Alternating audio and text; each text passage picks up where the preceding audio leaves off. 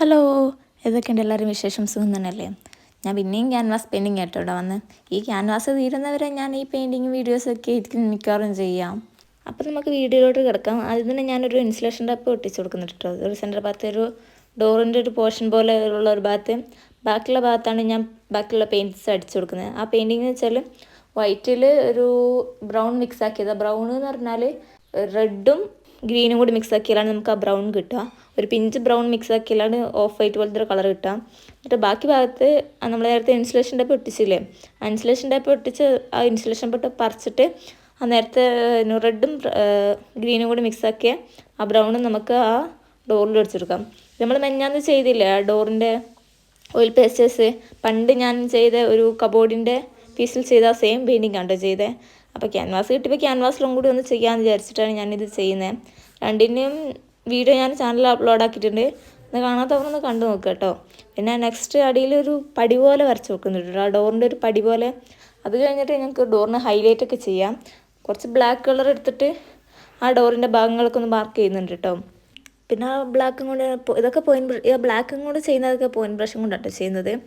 നിങ്ങൾ കൈ വറക്കാണ്ട് ചെയ്യുകയാണെങ്കിൽ നല്ല പെർഫെക്ഷൻ ആയി കേട്ടോ. എനിക്ക് അത്ര പെർഫെക്റ്റ് ആയിട്ട് കിട്ടിയിട്ടില്ല. പിന്നെ കുറച്ച് ഡോറിൻ്റെ ഭാഗത്ത് കുറച്ച് സ്ക്വയർ പോലെയൊക്കെ വരച്ചെടുക്കുക. നമ്മുടെ ഡോർസിലൊക്കെ ഉണ്ടായല്ലോ സ്ക്വയർ പോലെ, അത് വരച്ചെടുക്കുക. പിന്നെ ആ സ്ക്വയറിൻ്റെ ഉള്ളിൽ കുറച്ച് ആ നേരത്തെ ഉണ്ടാക്കിയ ഓഫ് വൈറ്റ് ഇല്ലേ, ആ ബ്രൗൺ മിക്സ് ആക്കിയ അതൊക്കെ ചെയ്തിട്ട് കുറച്ച് ഒരു ഡോർസിന് കുറച്ച് ഹൈലൈറ്റ് ഒക്കെ ചെയ്ത് കൊടുക്കുക കേട്ടോ. നിങ്ങൾക്ക് എങ്ങനെയാണ് തോന്നുന്നതെന്ന് വെച്ചാൽ ചെയ്യാം. എനിക്ക് ഇഷ്ടപ്പെട്ട ഒരു രീതിയിൽ ചെയ്തതാട്ടോ. ഇതൊക്കെ ഞാനൊരു ഷോർട്സ് വീഡിയോയിൽ കണ്ടപ്പോൾ അതുപോലെ നോക്കി ചെയ്യുന്നത്. ആ വീഡിയോയിൽ അങ്ങനെയൊന്നും കാണിക്കുന്നില്ല. അപ്പോൾ അതുപോലെ എനിക്ക് ഇഷ്ടമുള്ള പോലെ ചെയ്തതാണ്. പിന്നെ നെക്സ്റ്റ് അത് കഴിഞ്ഞിട്ട് ഞാൻ മുകളിൽ കുറച്ച് ഒരു ഗാർഡനിങ് ചെയ്യാം. ആ ഗാർഡനിങ് ചെയ്യാൻ വേണ്ടിയിട്ട് ആദ്യം തന്നെ ഒരു ബ്ലാക്ക് കളറാണ് കേട്ടോ മുകളിൽ കൊടുക്കുന്നത്. കുറച്ച് ചെടികൾ തൂങ്ങുന്ന പോലെയൊക്കെ ആയിട്ട്, കറക്റ്റ് ഷേപ്പിലല്ല, കുറച്ച് തൂങ്ങുന്ന പോലെയൊക്കെ ആയിട്ട് ബ്ലാക്ക് കളർ കൊടുക്കുന്നുണ്ട്.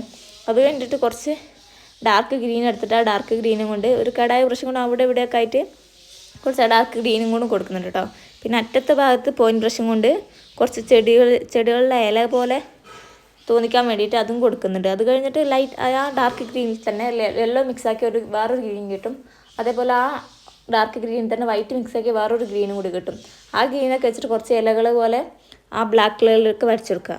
അപ്പം നമ്മുടെ ഗാർഡൻ ഇവിടെ റെഡിയാവും. ആ ഗാർഡനിൽ കുറച്ച് പൂക്കളും കൂടി റെഡി ആയാലും നമ്മുടെ പെയിൻറ്റിങ് കൂടി റെഡിയാവും. ആ പൂക്കൾക്ക് വേണ്ടിയിട്ട് ഞാൻ ഓറഞ്ചും റെഡും ലാവൻഡറും പൂക്കളാണ് കേട്ടോ ഞാൻ വരച്ചെടുക്കുന്നത്. നിങ്ങൾക്ക് ഇഷ്ടമുള്ള പൂക്കൾ വരച്ചെടുക്കാം.